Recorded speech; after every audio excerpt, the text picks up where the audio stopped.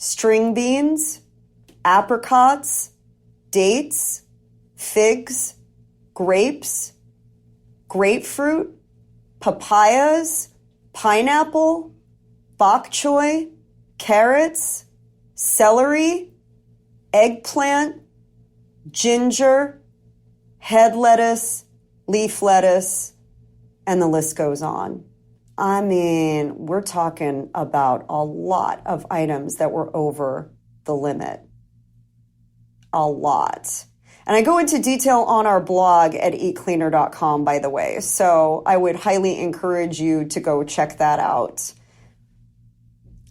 We're talking pesticides killing pests. We're talking about them disrupting their systems, and the same thing can happen in our own systems. And it's particularly worrisome when it comes to developing systems in infants, in children, in pregnant women that are growing these infants and children. And I just got to say, there's something that we got to do. There's something that we got to do, because we know now that it's not just buying organic food. We know that it's not just rinsing our produce with water, because rinsing with water doesn't do anything. So let me break down some helpful hints to help you protect yourself and your family against pesticides.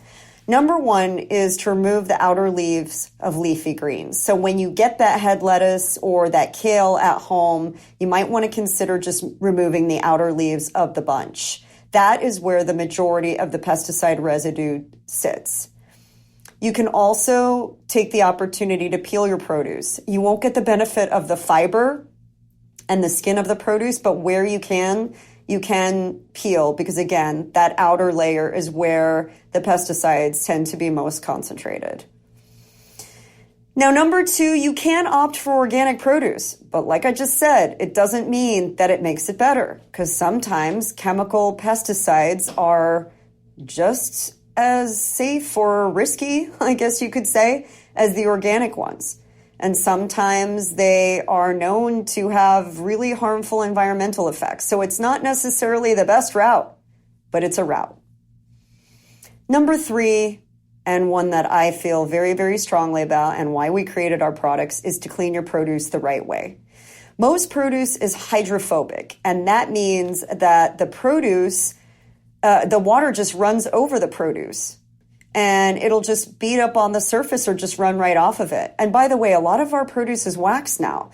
So the wax is trapping that residue under the surface, and there's no amount of water that you can use to rinse that off. So we created Eat Cleaner, and the wash that we created breaks the surface tension of fruits and vegetables so that you can actually get under the surface. And it's lab proven. It's lab proven to remove over 95% of harmful pesticide residue, even from porous strawberries. And with apples that were tested, it removed over 99.8%. So you're talking a pretty significant percentage. And need I say more? But of course, I'm going to say this. Even if you're buying organic produce, you need to make sure that it's washed properly, because of so many reasons, the pesticides included, but also fertilizers, manure, organic stuff that can transmit bacteria. That is no bueno.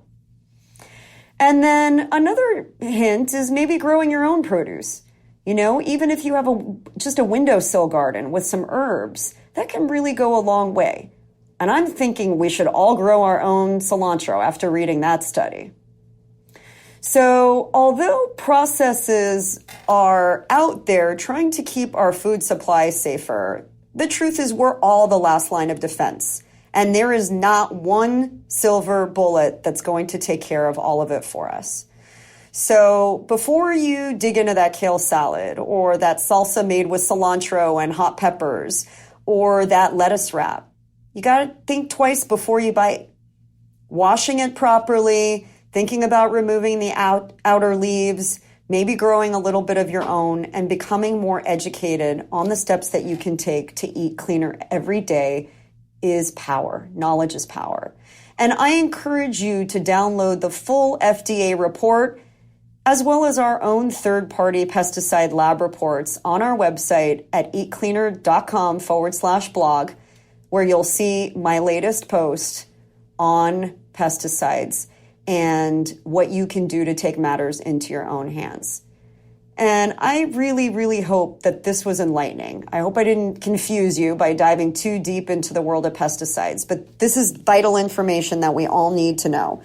And if we pass it on and we share it with the people that we love, we can all take a bigger step towards protecting our plates.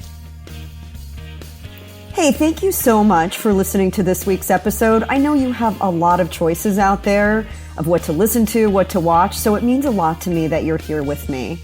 And hey, if you love this content, would you hit the subscribe button? I want you around. I don't want you to just show up for one episode and leave. I want you here, part of the conversation, a seat at this table. And while you're at it, would you share this with your friends and family? And if you take a screenshot and share it on your social media with a hashtag RFYBL for Recipes for Your Best Life, I'll make sure to personally give you a shout out, and you may just be featured right here on the show. So until next time, here's to living deliciously and being the chef of your best life.